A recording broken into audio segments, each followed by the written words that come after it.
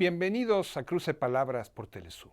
Soy Luis Hernández Navarro y hoy estamos de manteles largos con dos invitados de lujo. Está con nosotros la doctora Aleida Guevara March. Ella es pediatra, alergóloga e hija de ese gigante revolucionario que tanto se le quiere y se le extraña, Ernesto Che Guevara. Aleida, muchísimas gracias por estar con nosotros. Gracias a ustedes. Y está también con nosotros Gerardo Hernández Nordelo.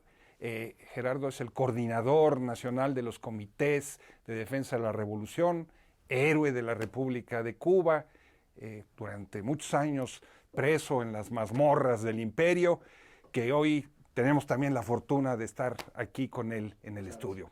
Placer. Aleida, Gerardo, hemos visto en los grandes medios internacionales una situación de Cuba en donde parece que el país se cae, el régimen no tiene ningún apoyo, salen 3 personas a la calle, ahí están los medios de comunicación internacionales registrando sus gritos, y luego vemos el malecón lleno de multitudes el 1 de mayo. ¿Cuál de esas dos Cubas es la que realmente existe el día de hoy? Yo creo que coinciden, porque la verdadera Cuba es la de un pueblo que tiene muchas necesidades reales, pero una gran voluntad de vida, una gran voluntad de seguir adelante, de construir algo hermoso y perfeccionarlo, porque una revolución no es estática, una revolución siempre está en movimiento. Y nosotros tenemos muchas cosas que superar, muchas cosas que mejorar, como un proceso humano que somos. Por tanto, hay un pueblo que sí tiene muchas carencias materiales, pero además tiene muchísimas cosas espirituales. Y tiene mucho deseo de ser grande como pueblo, siendo solidario con otros pueblos. Y mostrando que sí se puede vivir de otra manera. Ahora, también es verdad que cuando salen 3 o 4 mercenarios pagados por el imperio, inmediatamente está la prensa internacional tomando imagen de eso, y a veces también se confunden ellos, ¿no? Porque, por ejemplo, hemos tenido procesos donde ha salido el pueblo a respaldar su proceso revolucionario y ellos han captado esas imágenes y han puesto que es de la contrarrevolución, es decir, manipulan información. Pero coinsistimos, estamos ahí juntitos todos y de alguna manera ellos tratan, claro, de perjudicar la imagen de la revolución a través de manipulaciones de las imágenes, de todas estas cosas. Estamos acostumbrados a ello. No es que sea agradable, porque a veces duele sobre todo para la misma gente de pueblo, que sale con su bandera a apoyar la revolución y que alguien en Miami la suba como que es contrarrevolucionaria. La mujer se indigna. Y no pague derechos de autor, ¿verdad? Claro, es una cosa tremenda.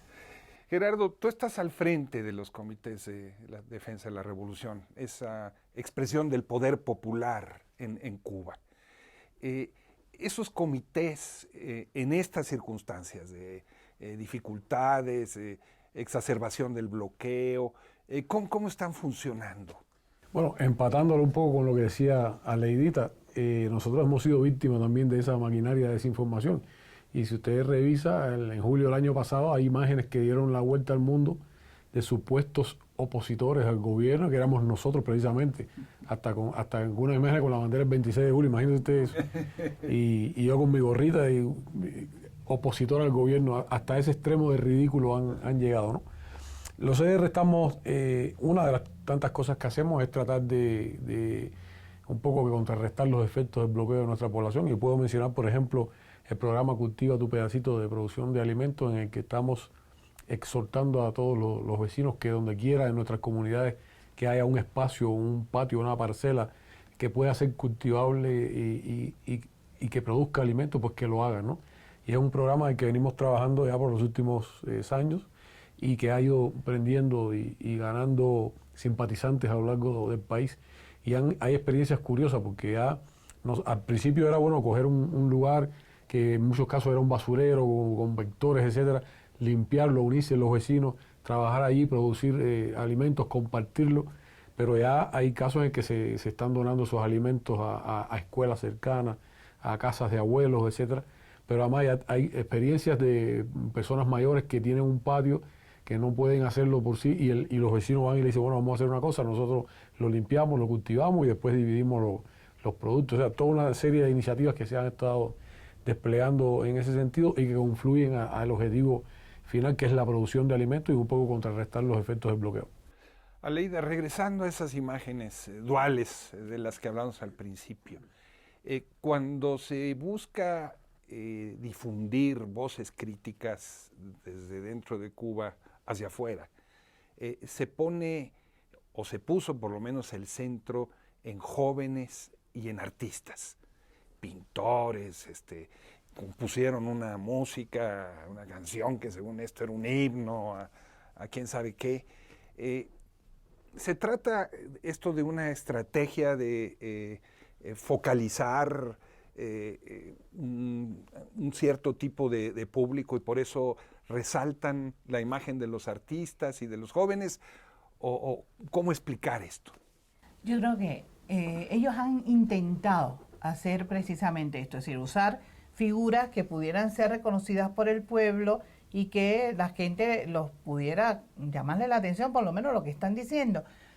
Pero hasta en eso han tenido muy mala pasta, porque han buscado personajes que son prácticamente desconocidos para la población y gente que de forma muy grotesca hacen cosas, dicen cosas que al pueblo eso lo hace reaccionar. Por ejemplo, alguien que se pare y diga, sí, que venga la intervención, ¿cómo?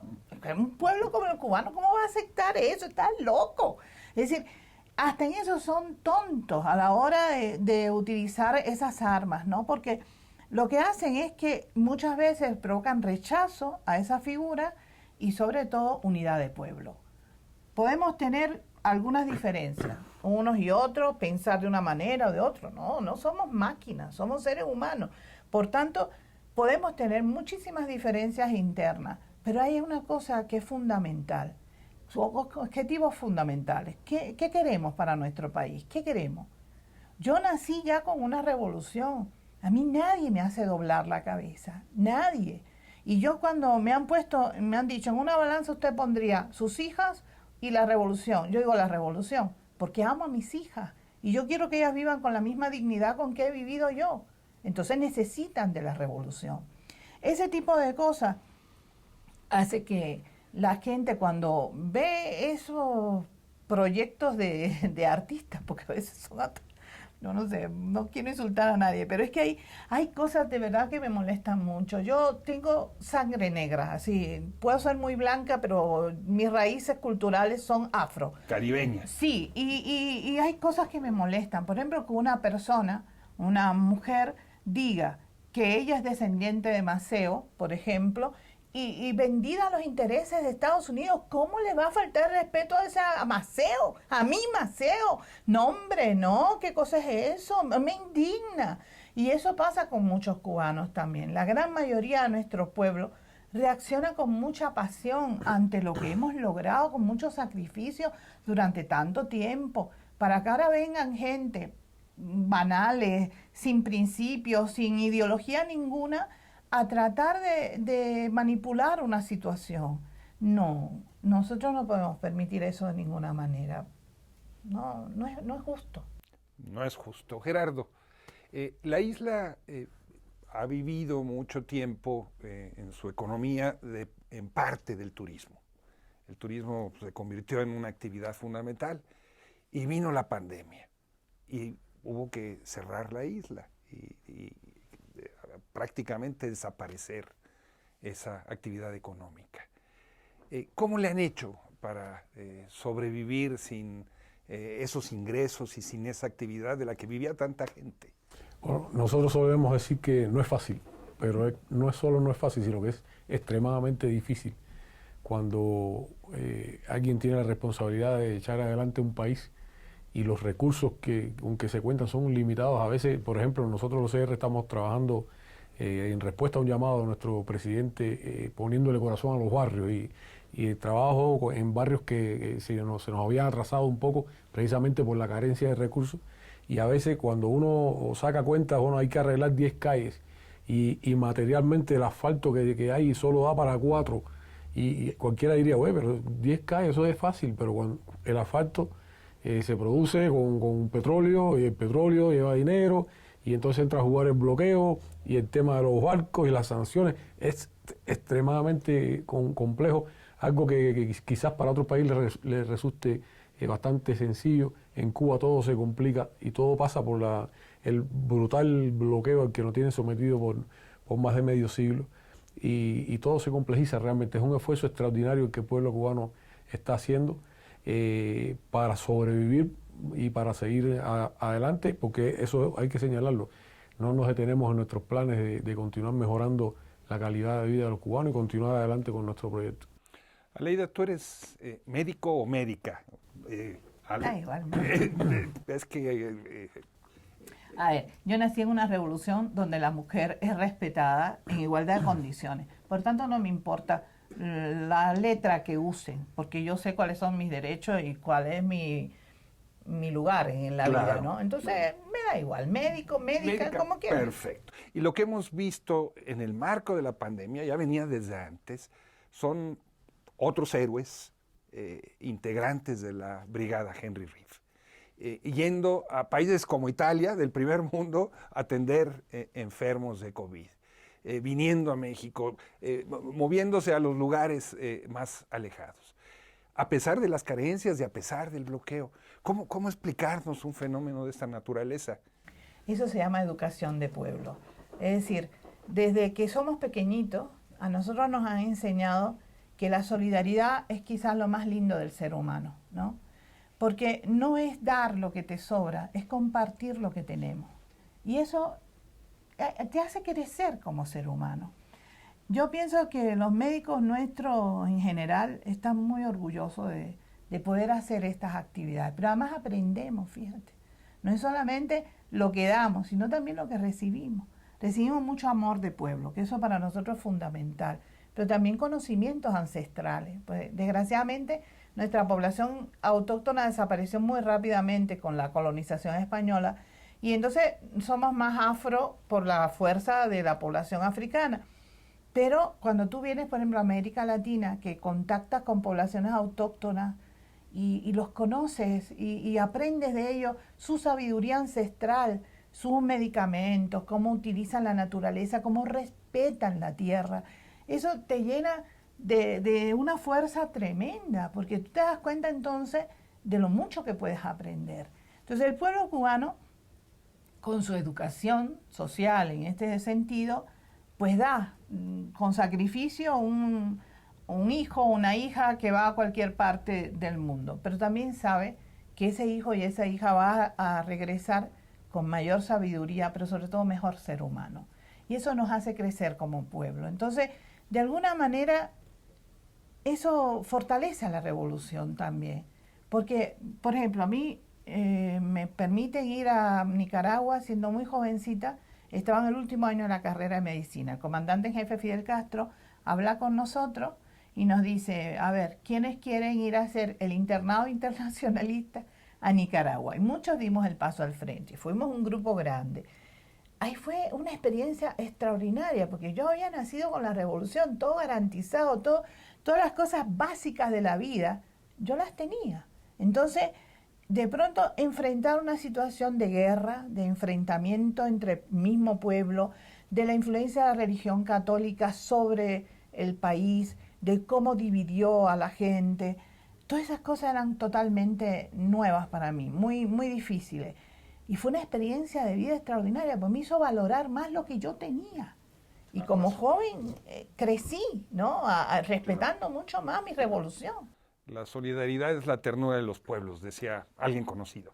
¿Les parece si vamos a una pequeña pausa? Amigos, amigas, no se vayan, volvemos en muy breves instantes.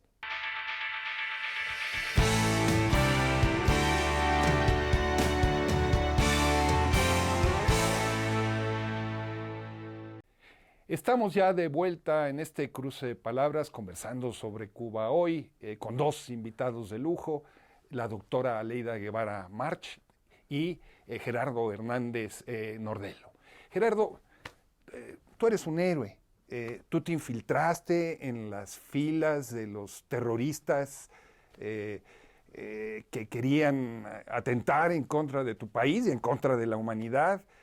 Pagaste con la cárcel por esa hazaña. ¿Valió la pena hoy que estás de regreso en tu país? Bueno, tenemos el título de héroe de la República de Cuba, pero obviamente no nos consideramos héroes, somos ciudadanos normales y comunes a quienes se les presentó una disyuntiva en la vida, asumir una misión, defender a nuestro pueblo y cumplimos con esa responsabilidad. Pero lo hubieran hecho igual miles de cubanos, que de hecho lo han hecho en otros lugares y de otras maneras y han estado, como se sabe, hasta en guerras, defendiendo la libertad de otros países. Fue una misión que era necesaria porque hace un rato se hablaba de las más recientes agresiones mediáticas y que consisten en la tergiversación de la realidad de Cuba, pero las agresiones contra la revolución comenzaron incluso antes del triunfo de la revolución. Y el imperialismo no ha desistido en su empeño de destruir nuestro proceso revolucionario. Y parte o una modalidad de esas agresiones son las terroristas, ¿no?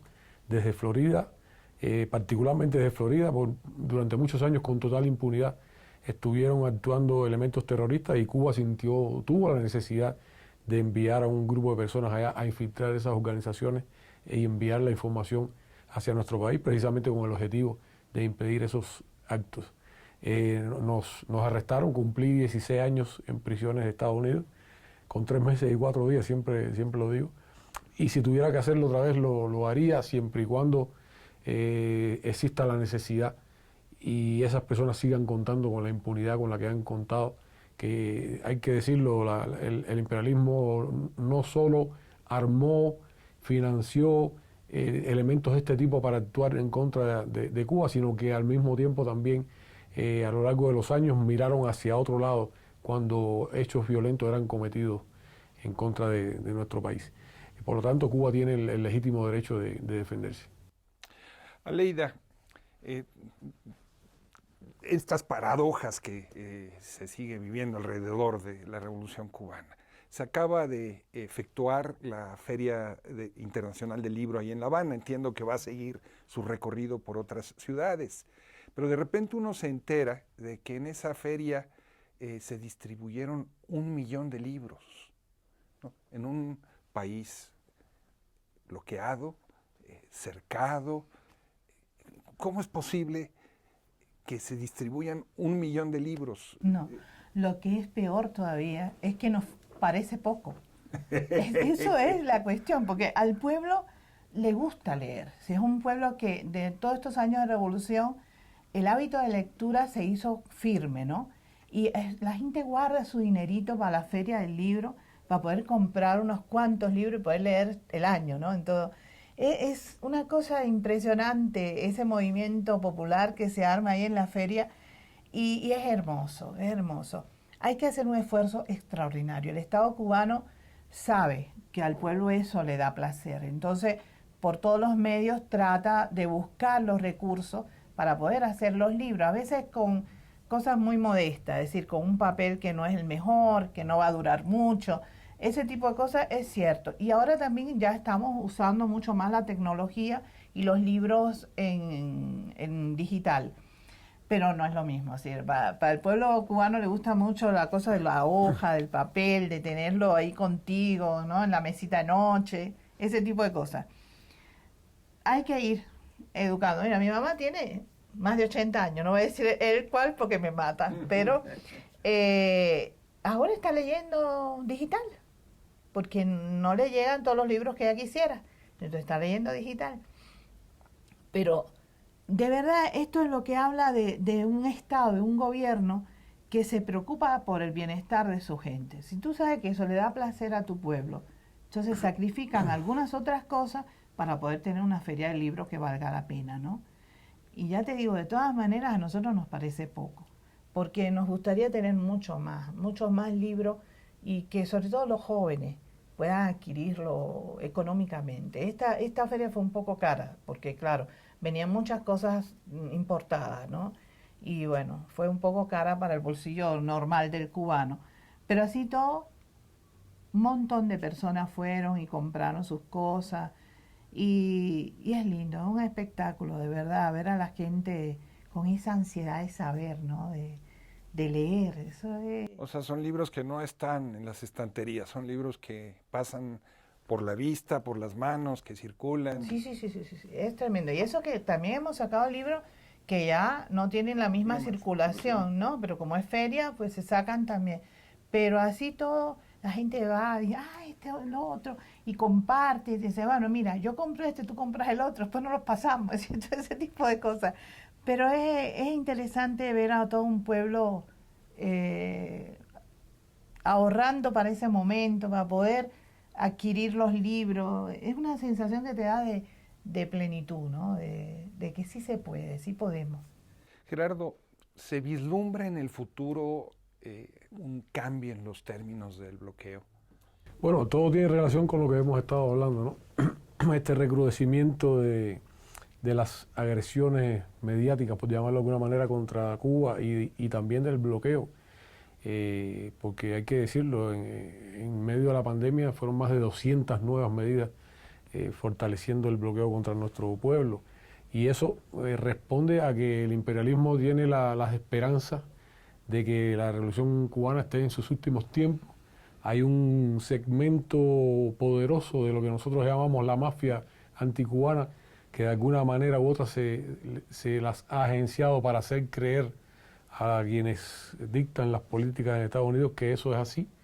De ahí las muestras de desesperación que han estado ofreciendo, que han estado mostrando, valga la redundancia, y por ejemplo el 15 de noviembre, que pensaban, que dijeron, que anunciaron que el pueblo se lanzaría masivamente a las calles, no pasó absolutamente nada, porque hay que decirlo, ellos dicen sus mentiras tantas veces que terminan a veces ilusionándose con que sea verdad. Pero el hecho es que cuando una administración demócrata asume la presidencia, además una persona que fue vicepresidente de la administración que comenzó, digamos que un rumbo más lógico, más racional en las relaciones entre ambos países, se suponía que se retomara algo de aquellas políticas más racionales, y ha sido todo lo contrario. Y en mi opinión personal pienso que tiene mucho que ver con lo que ese segmento que ha vivido siempre del odio entre los dos países ha hecho creer, ¿no? Y que no, ahora no se puede aflojar las relaciones, ahora no se pueden mejorar las relaciones, porque puede que estén ya en sus últimos tiempos, etcétera. O sea, una cosa se relaciona con la otra, ¿no? De modo que, respondiendo a la pregunta, de nuevo, en mi opinión personal, no veo en el horizonte un fin del bloqueo muy pronto, lamentablemente, ¿no? Porque es un precio muy alto el que está pagando el pueblo de Cuba. Pero algún día, bueno, el pueblo de Cuba y el pueblo de Estados Unidos también, porque hay que decirlo, es el país que presume de ser más libre del mundo. Sin embargo, un ciudadano norteamericano no puede comprar el mejor tabaco del mundo y fumárselo, o no puede comprar una botella de ron y tomársela, de ron cubano, o no puede viajar a 90 millas a hacer turismo como puede hacer en otro lugar del mundo. O sea, el bloqueo afecta también al pueblo norteamericano, y algún día quizás ese pueblo norteamericano tendrá los derechos que el bloqueo les impide, al igual que a nosotros los cubanos.